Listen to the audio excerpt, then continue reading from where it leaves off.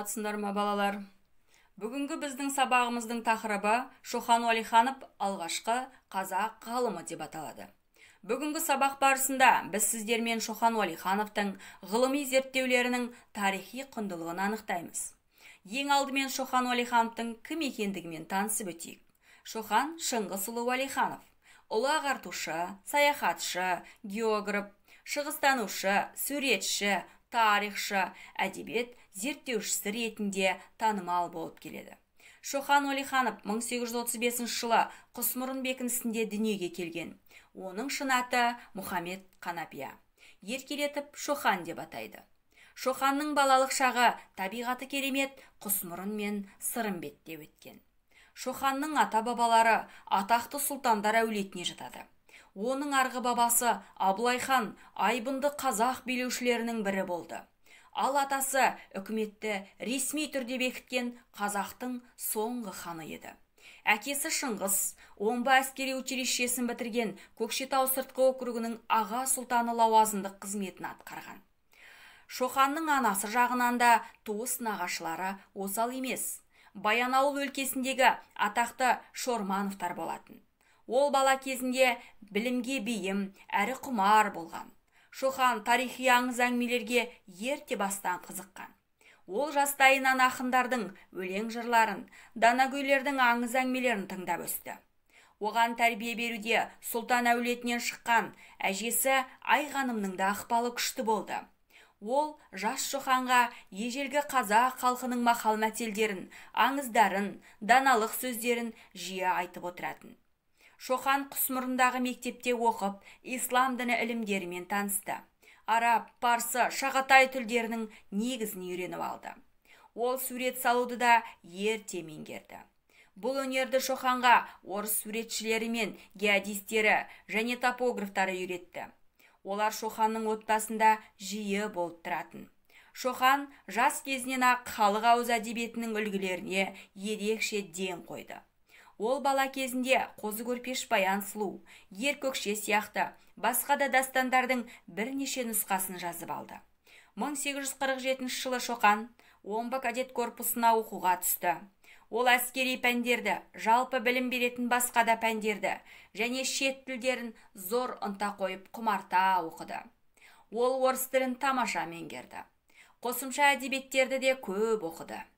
Омбыда болған кезінде орыс зиялыларымен байланыста болу Шоқанға оң әсер етті. Шоқан кадет корпусында белгілі ғалым, географ және Азияны зерттеуші Потанинмен бірге оқып достасып кетті. Шоқан аса көрнекті орыс және шетел жазушылары мен ғалымдары Пушкиннің, Лермонтовтың, Гогольдің, Диккенстің және басқаларының шығармаларын зор ықыласпен қызыға оқыды. Шоқан кадет корпусын карнет шебімен бітіргеннен кейін Сібір казак әскеріне қызметке жіберілді. Көп ұзамай Батыс Сібір генерал-губернаторының адъютанты болып тағайындалды. 1854 жылы қазан айында Батыс Сібір генерал-губернаторы Гасфордтың адъютанттығына тағайындау алып, Омбыда ол Сібір ведомствосындағы қазақтар тарихын жинау жұмысын жалғастырды. 1855 жылы жазда Уәлиханов генерал-губернатордың Семей облысы Іле аймағында сапарында бірге болды. Жетісу өңіріне жеке саяхат жасайды. Бұл сапарында ол өңір тарихын, географиясын, халық ауыз әдебиетін зерттеп, бірнеше ғылыми мақалалар жазған.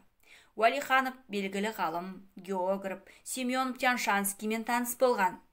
Ол жас қазақ ғалымының қабілетіне шын ниетімен сүйсіне қайран қалды. 1857 жылы Семен Тяншанскийдің ұсынысымен Уәлиханов орыс географиялық қоғамының мүшелігіне толық қабылданды. Шығыс Қазақстан мен Жетісуға Қырғыз еліне жасаған сапары Шоқанның ғалым ретінде даңқын арттырады. 1857 жылы Шоқан Алатау қырғыздарына сапар шегіп, оның тарихын, этнографиясын және халық поэзиясын зерттеді. Қырғыз халқының энциклопедиялық дастаны Манасты жазып алады. 1864 жылы көктемінде Шоқан Уәлиханов оңтүстік Қазақстанда Ресейге қосу жөнінде полковник Черняевтің әскери экспедициясына шақырылды. Әулие-ата қамалын алуға қатысады. Бірақ жергілікті халықтарға Черняевтің Оның әскери қызметкерлерінің көрсеткен озбырлығы мен қаталдығына наразы болған бір топ офицермен бірге Шоқан 1864 жылы армиядан бөлініп Верныйға келеді. Шоқан Уәлихановтың аса маңызды еңбектеріне мыналар жатады. Қырғыздар туралы жазбалар, Қытай империясының батыс өлкесі және Құлжа қаласы, сот реформасы туралы жазбалар, қырғыздардағы шамандық іздер, қазақтың халық поэзиясының түрлері туралы, қырдағы мұсылманшылық туралы, қырғыз шежіресі, жоңғария очерктері, Ыстықкөл сапарының күнделігі және тағы басқалар. Аса көрнекті қазақ ғалымы әрі ағартушысы Шоқан Уәлиханов 1865 жылы Алтынемел ауылында ұзаққа созылған аурудан қайтыс болды. Шығыстанушы ғалым Веселовский Шоқан туралы шығыстану ғылымында аққан жұлдыздай жарқ етті де жоқ болды деп жазады.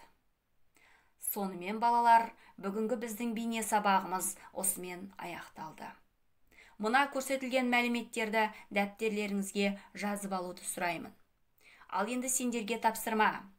Мәтінде атап көрсетілген Шоқан Уәлихановтың жасаған саяхаттарын және оған қатысты жазған еңбектерін дәптерлеріңе кесте түрінде жазып алыңдар. Ал балалар, қош сау болыңдар.